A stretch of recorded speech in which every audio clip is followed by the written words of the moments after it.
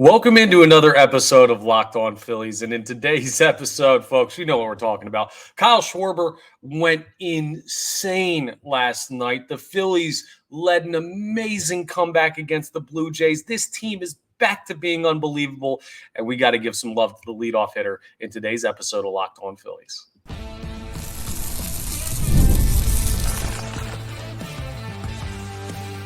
You are Locked On Phillies, your daily Philadelphia Phillies podcast. Part of the Locked On Podcast Network, your team every day. Yes, this is Locked On Phillies. I'm your host, Connor Thomas. We're part of the Locked On Podcast Network, your team every day. Please make sure you're rating, reviewing, subscribing to the YouTube, all that great stuff that really helps us out here on Locked On Phillies. If you enjoy the content, leave a rating or a review, hit that subscribe button. It'll get you notifications when new episodes are posted. If you're watching on YouTube, if you haven't checked us out on YouTube, please do. You may know me from some of my other work in the sports talk radio space. I've been on air at 97.5 The Fanatic for 5 years now. 3 years I've been a credentialed Philadelphia Phillies media member, and this is my third year as the host of Locked On Phillies. Today's episode is brought to you by Game Time. Download the Game Time app, create an account, and you can use code LOCKEDONMLB for $20 off your first purchase. Terms apply. Download Game Time today. What time is it? It's game time. And it was game time for the Phillies last night, but it took a little bit. Well, kind of, depending on how you look at it. Kyle Schwarber absolutely led off the game with a bang. He hasn't really been showing the same level of power he showed in his first 2 years in Philadelphia. He's not on pace for the amount of home runs in the mid-40s like he did the past couple of campaigns out. But last night, he got things going with a leadoff home run in Toronto. And the thought was, okay, well, you see him do that and you go, this team, they're awake. They're ready to roll. They're building off the momentum from the Braves series. And hopefully this is a good sign for the start of this two-game series. And then Tyler Phillips happens. And we're just going to get this out of the way real quick because I don't really want to spend too much time on Tyler Phillips or really anything other than Kyle Schwarber because he's the story of the game. And I know the Phillies had a lot more going on than just Kyle Schwarber. But Tyler Phillips, really rough start. It kind of is what it is for the kid. He gets called up. He gets put in a rough situation because Taijuan Walker has no way of going out there and putting a competitive start on paper. But Tyler Phillips was not much better. I mean, I'd be willing to bet that Taijuan Walker, who we did see in relief in this game, gave up a home run, of course. He put together pretty much, I don't know, as non-competitive of a start as Taijuan Walker put together. He didn't get out of the first inning. He went 2/3 of an inning. He allowed 8 hits. He allowed 6 earned runs.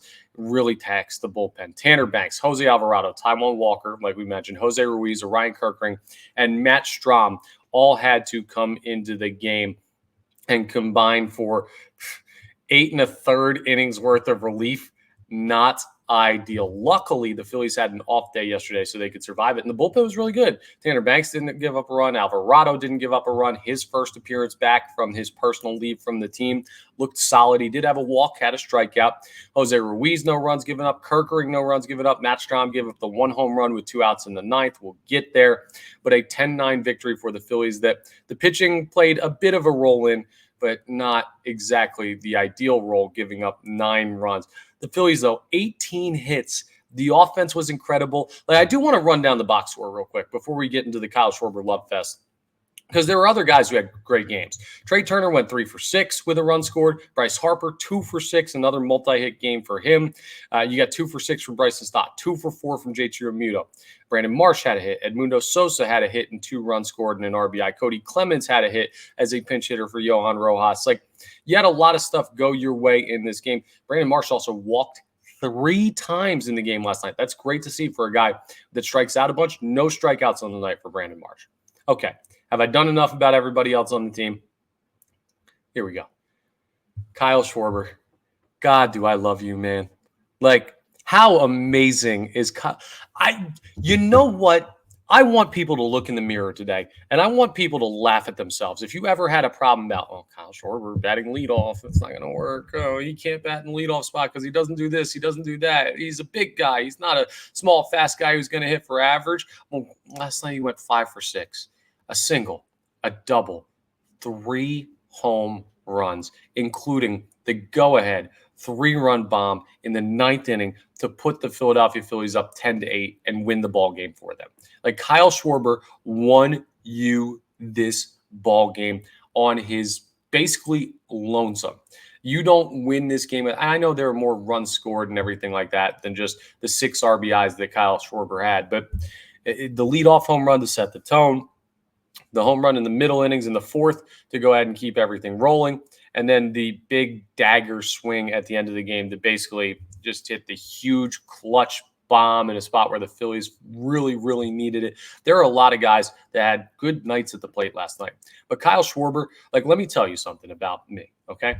When I play MLB The Show, I like to just make it as easy as possible. I make a creative player. I put them up to like 99 everything by getting all the stats up. And then I just make them throw me fastballs down the middle on the easiest difficulty. And I see how many home runs I can hit. 5 for 6 with 3 home runs, a single and a double is a stat line that my creative player would have in that game. Kyle Schwarber just did that in real life in a Major League Baseball game in a spot where his team really, really needed it. That dude is just like, I don't know why anybody ever doubts that in spots Kyle Schwarber is going to come through. He's not always going to hit home runs. He's not always going to be the best hitter on the field. He's not always going to be the best baseball player on the planet. And last night, he was the best baseball player, at least baseball hitter, on planet Earth for those 4 hours of the game. It was a long game.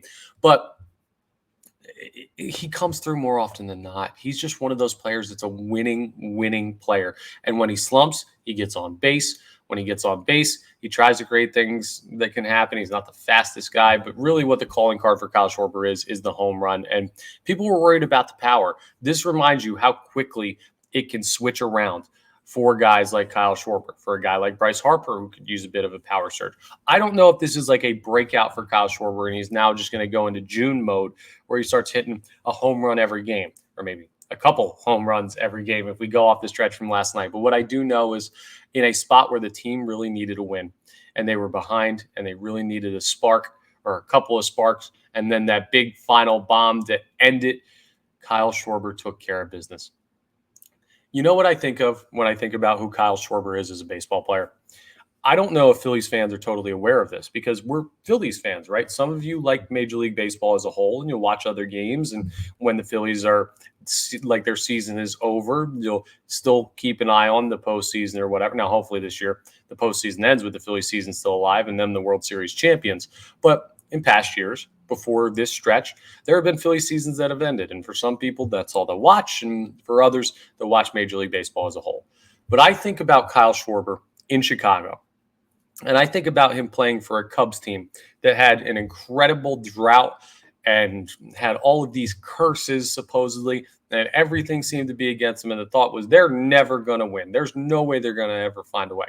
And Kyle Schwarber just had a serious knee injury at the start of that season. And you know what he did?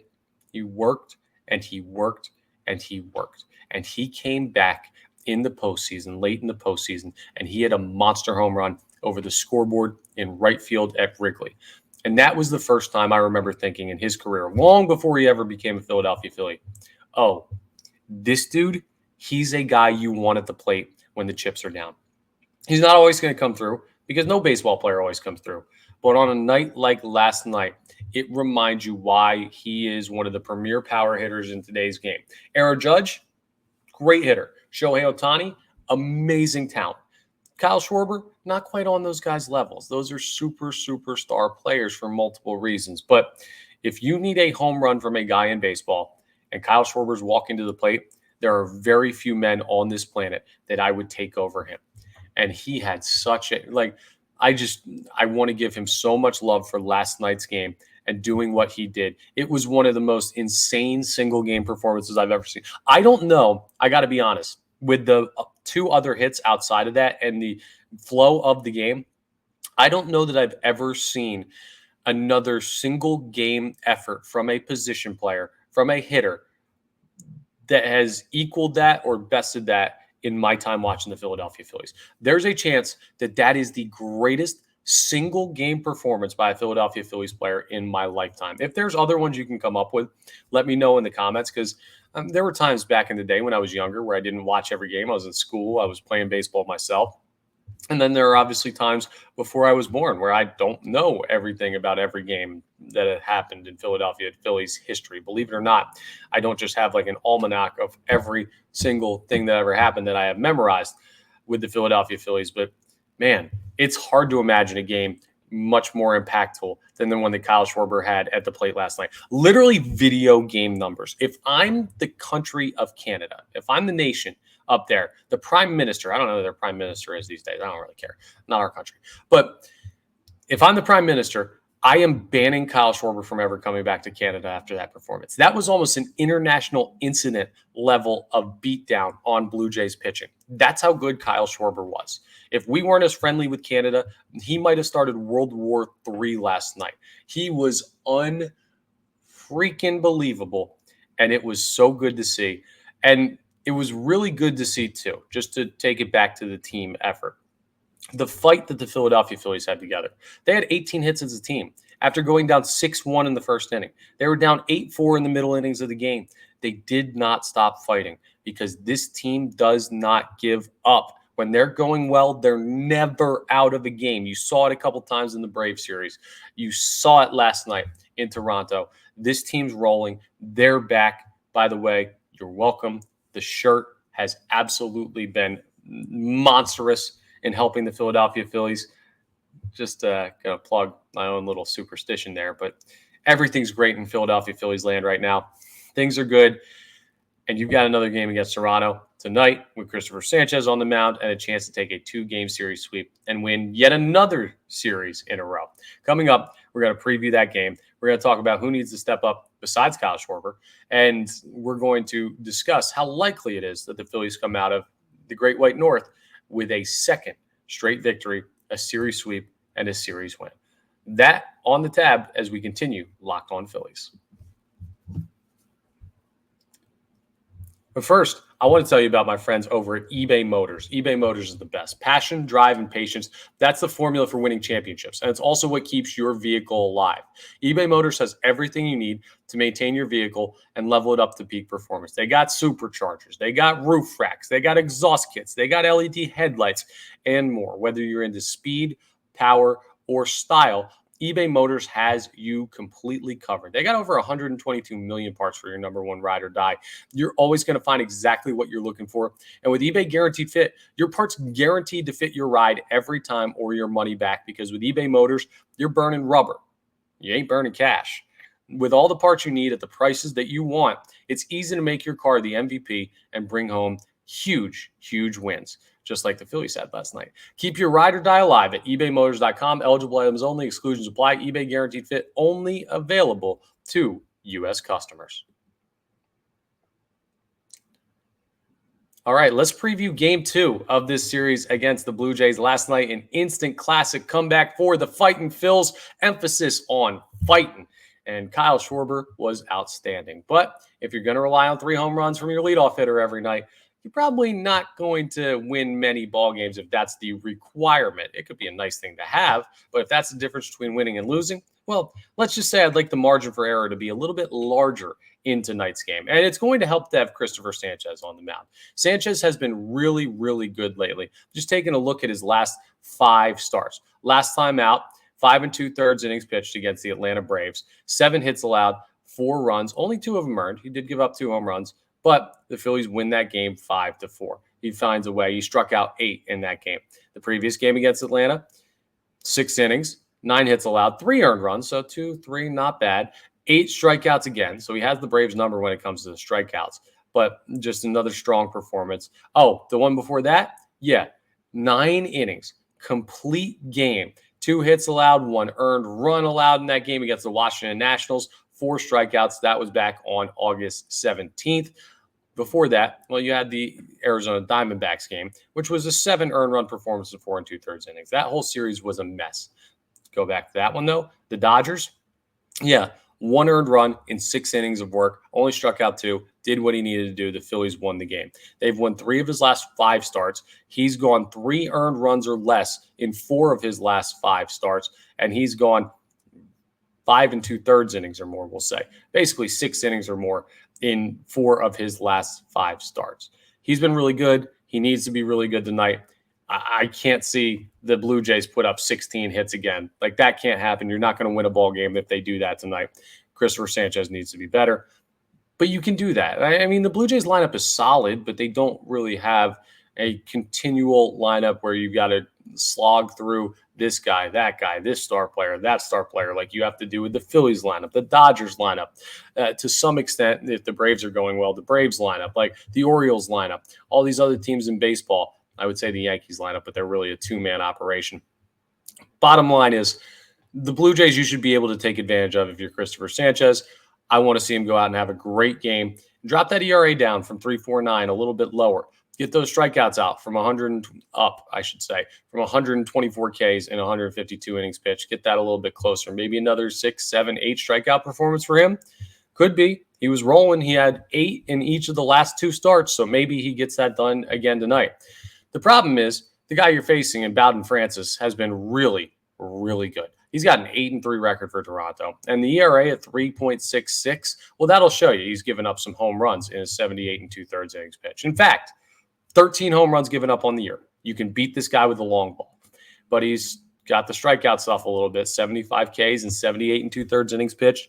He does not walk many guys, 19 walks allowed. But he also he doesn't give up that many hits. He gets burned on home runs, but the whip, 0.99. He's allowing just a tick under a base runner an inning. That's going to be a tough task. Another righty. So you look at guys like Schwarber, you look at guys like Harper, you look at guys that had good nights last night. Brandon Marsh seemed to see the ball well.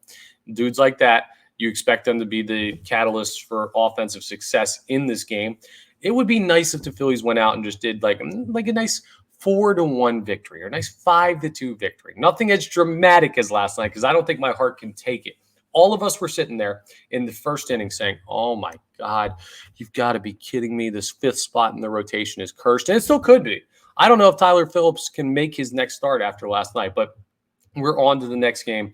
And if you could take advantage of Bowden Francis, great name, by the way. You can take advantage of the Blue Jays lineup. You can find a way to win this ballgame. Let's look at the numbers as far as predictions and money line and all the Vegas odds.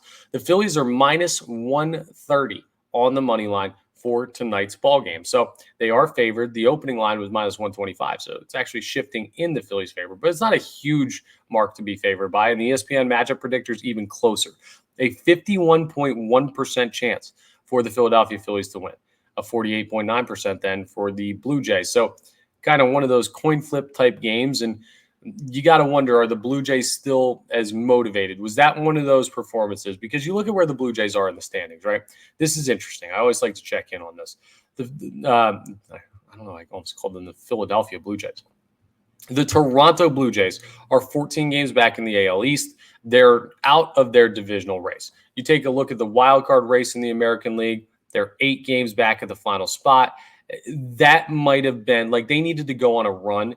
They might have felt like they were getting momentum to do that. Last night's game, you choked them out. You might have basically given them the death blow to their season. Not that they had a great chance to make it, but you win again tonight and you put them potentially 9 games back of the final wild card spot, depending on what happens with Kansas City or Minnesota or those teams. Like, yeah, that's going to be just about curtains for the Toronto Blue Jays. And that means that the motivation, the momentum that they may be feeling or they may try to create, it doesn't exist. I don't know. That's like we've seen the Phillies season end before in the regular season, back before this stretch of baseball. You know how it goes when you play one of those games and it's like, man, we need everything to go right. We just had a game where everything went wrong. We completely collapsed and blew a lead that we never should have blown. That can be mentally taxing on a team. If you're a team fighting for something, that could be a, hey, let's get our blank together and go out there and play better baseball tonight. If you're a team that doesn't feel like they're playing for anything, doesn't feel like they have a shot at the postseason, and the Blue Jays have a really, really tough road to figure out how they get a shot at the postseason, those type of games have a different effect where it's, man, do we really have to show up to the ballpark tomorrow?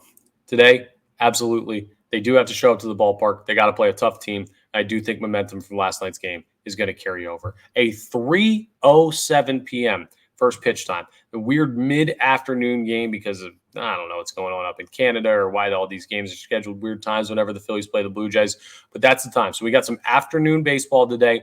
That means hopefully we can get to bed a little bit earlier. A long game last night with all the hits on both sides and everything that went on. But also, hopefully we can get out of Toronto with a win before the Philadelphia Phillies decide to head on to their next destination on this road trip. Speaking of the next destination, it'll be South Florida for 4 against the Marlins. That will be another series that you have a great opportunity in. Take care of today. We start looking at, are they chasing down the Dodgers for the 1 seed? And is that truly the goal for this team? Should it be?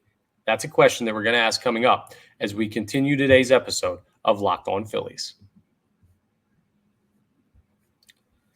I got to tell you about our friends over at Prize Picks first. They're absolutely amazing. And once I put up this little graphic, you'll be able to see all about it, but I can't find it right now. Hey, there it is, right down there at the bottom. If you're watching on YouTube, I have a graphic that I put up for ads. I realize people listening to the podcast don't know that.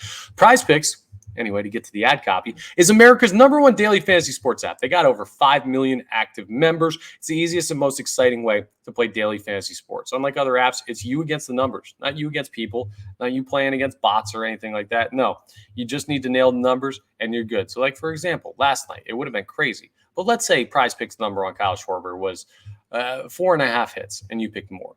And then it was 2.5 home runs and you picked more. Go play the lottery because you'd be insane to play those numbers. But Prize Picks numbers are much more manageable than that. They're much more realistic than that. And you put together like a 4 to 6 set lineup, or a 2 to 6 player lineup is all you need to do. You can go ahead and make some money on that.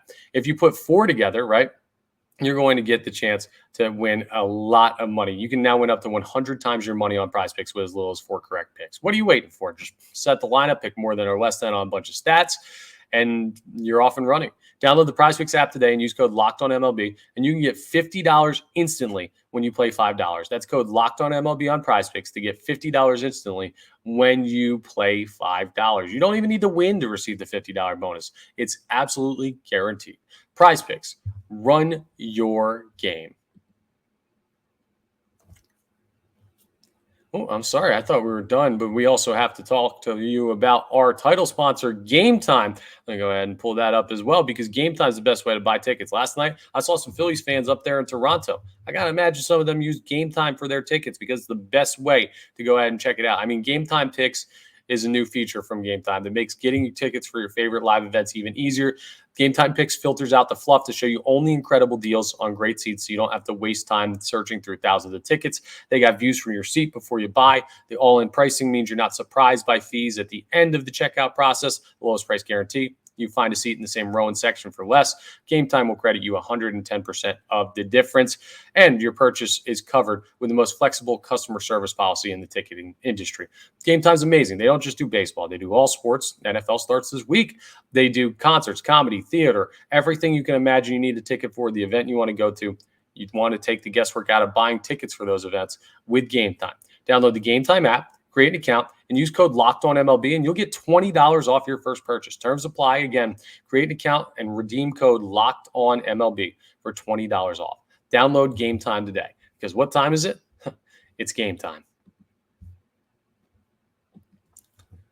So let's talk about this 1 seed really being the goal thing. And I'm going to make the argument that it's not. And you're going to call me crazy until you hear me break this down. So right now in the standings in the National League, just looking at it, the Los Angeles Dodgers are the 1 seed. They're a 1.5 games up on the Philadelphia Phillies. The Phillies are a 1.5 games up on the Milwaukee Brewers, who are the 3rd highest division leader. Then it's the Padres, the Diamondbacks, and the Braves, rounding out the playoff picture. Now, you want one of the first-round buys. You absolutely do, because I don't want to see Atlanta.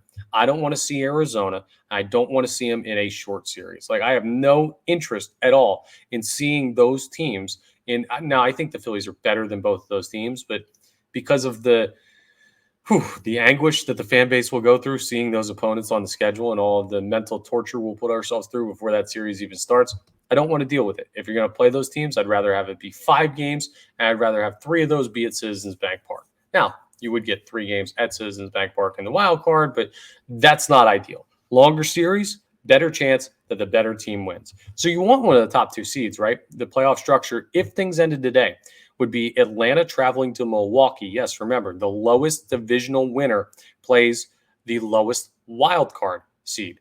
Then San Diego would play Arizona in San Diego, and the Phillies and Dodgers would get a bye awaiting the results of those series. But the Phillies would most likely end up with the Milwaukee Brewers. The Dodgers would end up with the winner of the Arizona-San Diego matchup. And that leads to a bit of a question, right? Do you want the Diamondbacks? Do you want the Padres? Do you want the Brewers or the Braves?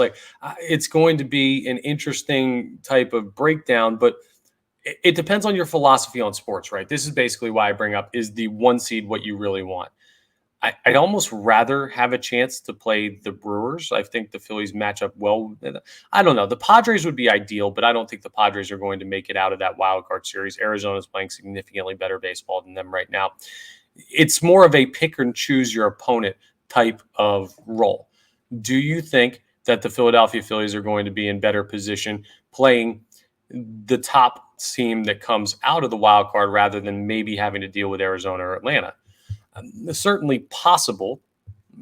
It could be a better matchup for them. And those two teams, I just told you, I don't really like what we'd have to go through mentally with those teams if you had to play either Arizona or Atlanta, because of the last couple of years. If it's Atlanta, it's they owe us one. They're in the exact situation we've been in the past 2 years when we knocked them out. When it's Arizona, it's we can't figure this team out, man. They knocked us out of the postseason last year, and who knows if they can do it again, and how crazy would that drive us? So avoiding them altogether and finding a way to get Milwaukee potentially in the second round, that would be the way to do it if I had to pick. But maybe things change. Maybe Milwaukee continues to drop. Maybe Atlanta picks it up a little bit and they put themselves in a situation where they could be a team that you play if they come out of the first round of the postseason. We know the wild card round is crazy. We've seen 100-win teams get knocked off no problem in the wild card round, which is insane and makes the regular season feel less and less valuable by the year. But that's a conversation for another day. I wonder if the Phillies down the stretch will look at it and say, hey, we want to be the one seed. We want to win more games than the Dodgers. We want to be on that side of the bracket. Or if they will say, yeah, you know what? 2 seed kind of seems like the easier position. And plus, if we lock ourselves into the 2 seed and we don't worry about chasing down the Dodgers until the final day of the regular season, can we take that final 3-game series against the Nationals and use it to rest players rather than try and chase down 1 or 2 wins? Maybe. I'm not totally advocating for this. I'm bringing up that it's a thought process I think the Phillies should entertain. I'm always in favor of the easiest path forward, right? I already told you I played MLB The Show. I take fastballs down the middle. I hit them into the moon on the easiest difficulty. Like, if you win a championship, a World Series, taking the easiest path possible, nobody's going to remember it was the easiest path possible. Nobody's going to give you any crap for that. Like, some fans of other teams may, but remember the Phillies back in 2008, the Rays were not the team that everyone thought was going to be there waiting for them. And yet you found a way to get lucky with your opponent. You mashed them in the World Series. You end up winning that. And you're 2008 world champions of baseball, as the great Harry Kalas once said. So the path does matter. And picking a harder path just for the sake of being the tougher team and we'll play anybody, I think that's dumb. You don't have to. If you can take an easier way to your destination, there's no shame in that. There's actually smartness in that. I don't know, smartness is a word. Bottom line, it would be smart to handle things that way if you can get away with it. But there's also something to be said about giving games away, playing for second place, worrying about seeding rather than worrying about winning games. All of this goes into the discussion. So I want to know, am I crazy to question whether or not the 1 seed should be the goal for the Philadelphia Phillies, or if the 2 seed is more fitting for them? You can let me know in the comments. I'd really love to know your thoughts. That, as well as remember the question I asked you earlier, was Kyle Schwarber's performance last night the greatest single game performance by any Phillies hitter that we've ever seen? I think there's certainly an argument to be had for that. The good news is the Phillies will be in conversation for the 1 seed and the 2 seed and those first round buys and everything, as long as they keep playing baseball like this. And they seem to be fully back, folks. The shirt has worked. The players only meeting a while ago in a game against the Miami Marlins worked. A lot of stuff has gone right for the Philadelphia Phillies lately. And Kyle Schwarber was just the latest player to figure things out and carry this team to victory. That's all for today's episode of Locked On Phillies. Thank you so much for checking us out. I really appreciate it. Please make sure you're rating, reviewing, subscribing to the YouTube, all that great stuff. We're part of the Locked On Podcast Network, your team every day. Oh, and please make your second listen Locked On MLB. The Locked On MLB podcast with Paul Francis Sullivan, Sully, covers baseball in general, not just the Phillies storylines, even though the Phillies were one of the big storylines in baseball last night. You want that overarching view? Make your second listen Locked On MLB with Sully. Available on YouTube, wherever you get your podcast, part of the Locked On Podcast Network, your team every day. We got afternoon baseball, and tomorrow we've got a review of the series and a preview of 4 games against a divisional opponent in the Miami Marlins that you should beat the brakes off of. I feel like I've been saying that a lot lately, that expression. But bottom line, you should. So we'll talk about that tomorrow, but that'll be for the next episode of Locked On Phillies.